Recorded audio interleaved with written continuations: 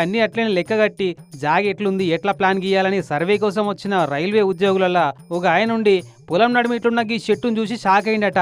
ఎందుకంటే ఇది అసంటి ఇసంటి చెట్టు కాదు, మరి ఎర్రచందనం చెట్టు అట. అదే మన పుష్ప సినిమాలో స్మగ్లింగ్ చేసే రక్తచందనం చెట్టు అన్నట్టు. ఎంత లేదన్నా 100 ఏళ్ల మీద వయసు ఉంటుందట చెట్టు. ఇక ఆయన దబ్బున రైతును పిలిచి, ఏమయ్యా కేశవ షిండే, నీ పొలంలో ఇంత ఇలువగల చెట్టు ఉంది కదా, నీకు తెలియదా ముచ్చట అని అంటే, తెలియదు సారు అని ఆ షిండే ఆయన కొడుకులు కూడా చెప్పిరట.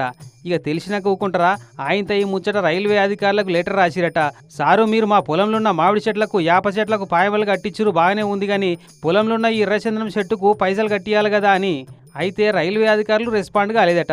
ఇక ఇట్లా కాదని అక్కడ జిల్లా కలెక్టర్కి చెప్పిడట, ఈ కేసు మా పరిధిలోకి రాదయ్యా అని కలెక్టర్ సార్ అంటే, ఇక ఆడికెళ్ళి చక్కగా మహారాష్ట్ర హైకోర్టులో కేసేస్తే పెద్ద కోర్టోలుండి ఆ చెట్టు ఇలువెంతు లెక్కేసేదాక రైతు కేశవ షిండే కుటుంబం పేరు మీద ₹1 కోటి డిపాజిట్ చేయాలి, అలాకెళ్ళి 50 లక్షల రూపాయలు వాడుకునే పర్మిషన్ కూడా ఇవ్వాలని